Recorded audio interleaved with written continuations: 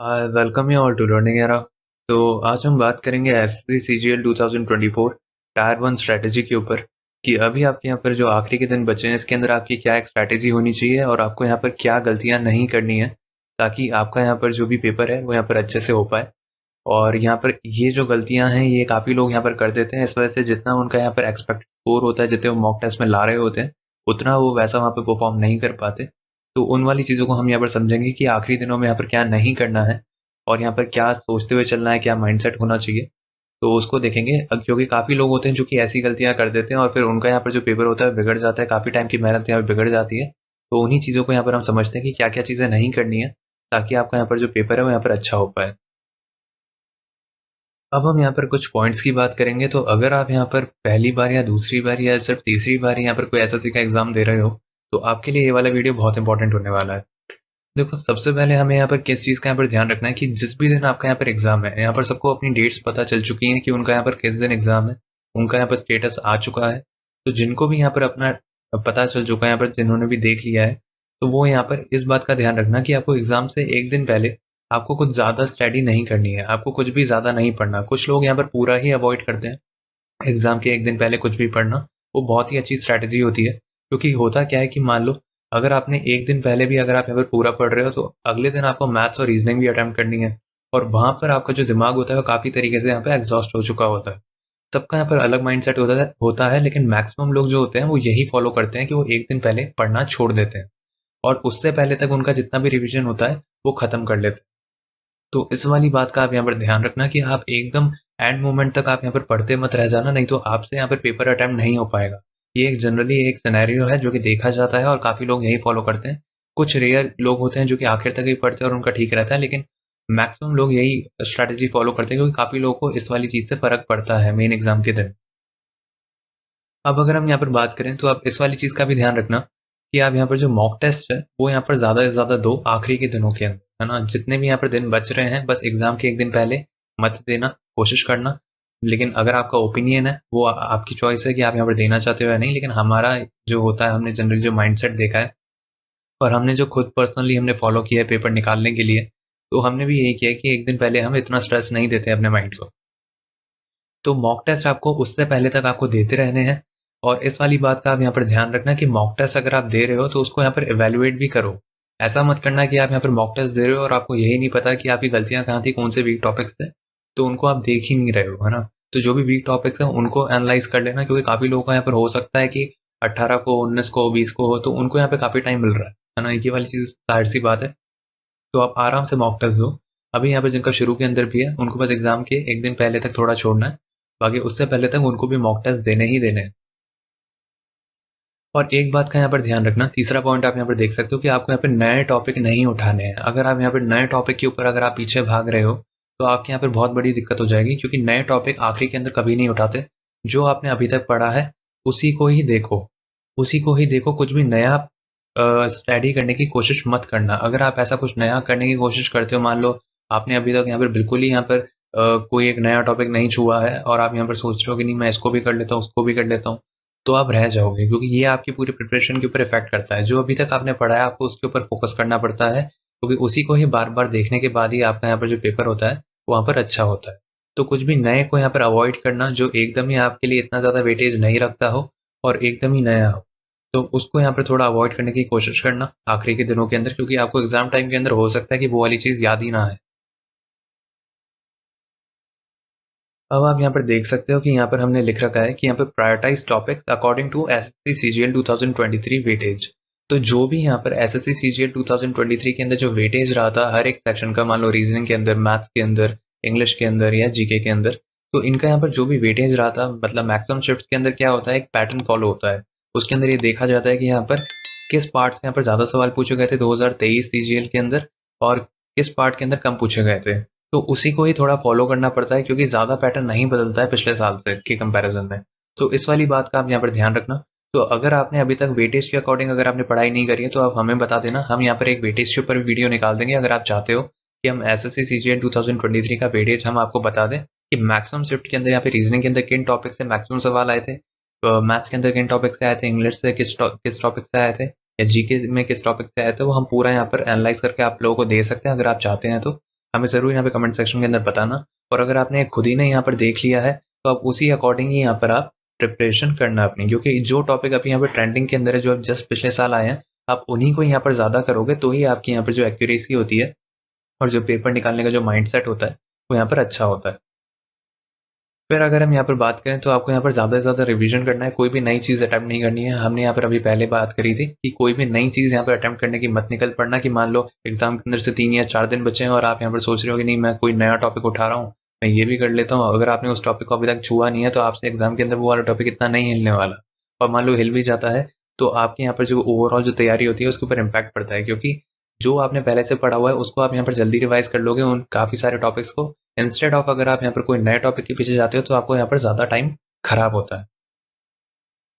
फिर अगर हम यहाँ पर बात करें तो आपको एक चीज़ यहाँ पर समझनी पड़ेगी, आखिरी के दिनों में अभी हमने यहाँ पर बात करी थी कि आप मॉक टेस्ट लगाओगे, तो मॉक टेस्ट तो आप लगा रहे हो, लेकिन एक चीज़ का यहाँ पर ध्यान रखना कि यहाँ पर आपको एक चीज़ सीखनी पड़ेगी कि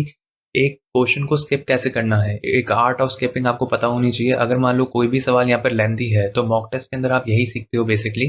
कि यहाँ पर लेंथी सवाल को आपको स्किप करना है और आपको कैसे पहचानना है कि कौन सा सवाल लेंथी है। तो ये वाली चीज़ आपको मॉक टेस्ट सिखाता है, और बाकी चीज़ें भी मॉक टेस्ट सिखाता है कि ओवरऑल यहाँ पर क्या पैटर्न रहता है। तो ओवरऑल जो विंडो होती है वो भी कई बार मॉक टेस्ट के अंदर जो होती है वही आपको एसएससी के अंदर भी देखने को मिलती है, तो आपकी पूरी प्रैक्टिस वैसी ही होती है। इस वजह से मॉक टेस्ट देना इंपॉर्टेंट है। और यहाँ पर आर्ट ऑफ स्किपिंग क्वेश्चंस ये बहुत इंपॉर्टेंट है, क्योंकि एग्जाम के अंदर आपको लेंथी सवाल अटेम्प्ट नहीं करने हैं शुरू के अंदर। अगर आपके पास टाइम बचता है तो ही आप लेंथी सवालों के पीछे भागते हो। इस वाली बात का ध्यान रखना, फंस के मत रह जाना एग्जाम के अंदर कि नहीं मैं तो ये वाला सवाल सॉल्व कर कर ही रहूंगा और अपने आप ईगो पे ले लो और आप उसी के ऊपर ही लग गए और आपका जो पेपर है वो निकल गया। तो इस वाली बात का ध्यान रखना। और मॉक टेस्ट दो तो उसके अंदर इस वाली चीज़ को भी देखना, और जो भी आपके यहाँ पर जो पार्ट हैं जहाँ पर भी आप लैग कर रहे हो उनके अंदर देखना कि आपको यहाँ पर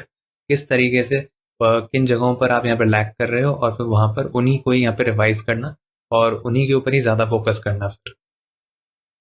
अब हम यहाँ पर काफ़ी एक यूनिक पॉइंट की बात करते हैं जो कि अभी तक आपने यहाँ पर काफ़ी कम लोगों से यहाँ पर सुन रखा होगा। एक ये होता है कि यहाँ पर मान लो अभी आपको यहाँ पर ये पता है कि आपका यहाँ पर किस टाइम स्लॉट के अंदर आपका एग्जाम होने वाला है, किस 1 घंटे के अंदर आपका एग्जाम होने वाला है, ये बात आपको पता चल चुकी है। जैसे मान लो किसी का शाम को है 4 से 5, तो अगर मान लो आपको 4 से 5 आया है या किसी भी एक टाइम पर आया है जो भी 1 घंटा आपका एग्जाम का होता है,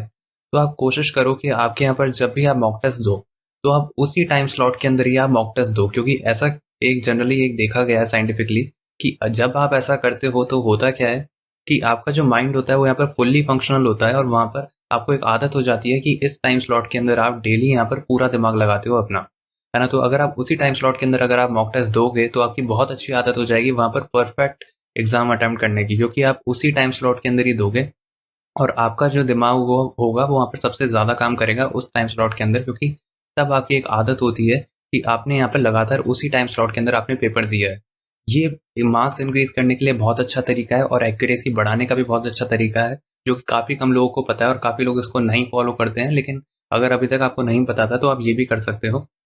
ये एक एक्स्ट्रा चीज़ है, अगर आप करना चाहो तो करो, नहीं तो मॉक टेस्ट तो आपको देने ही देने हैं। अगर आपसे टाइम नहीं मैनेज हो रहा है कि उसी टाइम स्लॉट के अंदर ही आप एक पेपर तो दो ही दो, तो कोई बात नहीं, है ना। लेकिन अगर हो रहा है तो बहुत बढ़िया। और एक और बात कि अगर मान लो आप यहाँ पर कोई भी नए मटेरियल के अगर आप तरफ जा रहे हो अभी यहाँ पर आखिरी के दिनों के अंदर, तो आप बहुत बड़ी बेवकूफ़ी कर रहे हो। आपने यहाँ पर जब भी कोई भी पहले का जितना मटेरियल आपने पढ़ा है आप उसी के ऊपर ही ध्यान दो। ऐसा कुछ मत करना कि नई किताब लेकर बैठ जाओ मैथ्स की और फिर यहाँ पर नई किताब को सॉल्व करने लग जाओ आखिरी के कुछ दिनों के अंदर, वो एक दिक्कत कर देगा। जो अभी तक आपने यहाँ पर सॉल्व करी होती है उसी को रिवाइज करने के लिए अगर आप यहाँ पर बैठोगे तो आपका जो माइंड होता है वो आराम से उसको यहाँ पर प्रोसेस कर लेता है। तो इस वाली बात को यहाँ पर समझना। और यहाँ पे कोई भी नई चीज़ नहीं होती, आपको कॉन्सेप्ट ही रिवाइज करने होते हैं। इस वजह से यहाँ पर कोशिश करना कि आप कोई भी नई किताब लेकर यहाँ पर नहीं बैठ जाना आखिरी के दिनों के अंदर, वो काफ़ी एक बुरी स्ट्रैटेजी होती है। तो इस वाली बात का आप यहाँ पर ध्यान रखना। बाकी अगर हम यहाँ पर बात करें तो एक और चीज़ का भी ध्यान रखना, मान लो आपने यहाँ पर कोई मैथ्स के अंदर कोई नया यहाँ पर मेथड सोच लिया है कि आप एक नया मेथड आपको पसंद आया, आप सोच रहे हो कि मैं इसके अंदर मैं थोड़ी महारत हासिल करूंगा और उससे मेरे 2-3 सेकंड या 5 सेकंड बच जाएंगे, तो वो वाली चीज़ अभी आखिरी के दिनों में मत करना। मान लो आपके पास 10-15 दिन बचे हैं एग्जाम के अंदर तो आप कर सकते हो। अगर आपके पास 5-7 दिन बचे हैं तो ये वाली चीज़ करने की ज़रूरत नहीं है, क्योंकि अगर मान लो आपने अपना यहाँ पर ट्रेडिशनल मेथड जो भी आप अभी तक करते आ रहे हो जिस भी तरीके से सॉल्व, अगर आप वो वाला फॉलो नहीं करोगे और अगर आप कुछ नया करोगे तो हो सकता है आप वहाँ पर गलती कर दो। और ये एक बहुत ही ड्रॉबैक हो जाता है बहुत बड़ा। तो इस वाली बात का ध्यान रखना,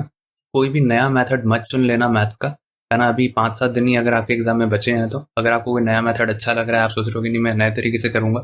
तो वो मत करना। अगर मान लो 10-15 दिन बचे हैं, तो फिर भी आप यहाँ पर सीख सकते हो और उसको यूज कर सकते हो अपनी तैयारी के अंदर। लेकिन अगर इतने नहीं बचे हैं, तो 5-7 दिन के अंदर कुछ भी एक्सपेरिमेंट करने की कोशिश मत करना।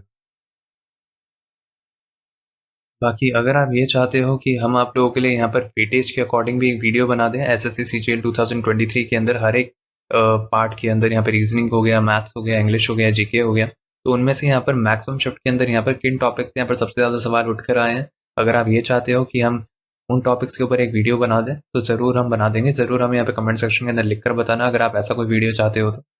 और हम यहाँ पर इस चैनल के ऊपर क्विज कंडक्ट करते हैं आप लोगों के लिए, तो आप यहाँ पर देख भी सकते हो कि हम यहाँ पर इंग्लिश और यहाँ पर जीके के क्विज डेली कंडक्ट करते हैं। हम 20-20 क्विज डालते हैं डेली आप लोगों के लिए। और हम यहाँ पर ये वाली क्विजेस एक तो यूट्यूब चैनल के ऊपर डालते हैं, साथ साथ हम इसको टेलीग्राम चैनल के ऊपर भी डालते हैं, जो कि अलग होती हैं यूट्यूब चैनल की क्विजेस से। तो अगर अभी तक आप यहाँ पर नहीं जुड़े हो इस वाले चैनल के साथ, तो ज़रूर इस चैनल के सब्सक्राइब कर लेना और बेल आइकन को भी आप यहाँ पर ऑन कर लेना। और साथ साथ आप डिस्क्रिप्शन बॉक्स के अंदर दिए गए लिंक से आप टेलीग्राम चैनल से भी जुड़ सकते हो, नहीं तो आप टेलीग्राम पे सर्च कर सकते हो लर्निंग एरा, और वहां से आप जुड़ सकते हो। डेली आप यहाँ पर 20 क्विजेज अटेम्प्ट कर सकते हो, जो कि अलग अलग टाइम स्लॉट के अंदर हम डालते हैं। डेली हम यहाँ पर हर एक टाइम स्लॉट के अंदर यहाँ पर 4-4 क्विज डालते हैं, तो ओवरऑल यहाँ पर 20 क्विजेस हो जाती हैं डेली की, जो कि अलग होती हैं यूट्यूब चैनल की क्विजेस से। तो अगर अभी तक आप नहीं जुड़े हो लर्निंग एरा के साथ, तो टेलीग्राम के ऊपर आप सर्च करके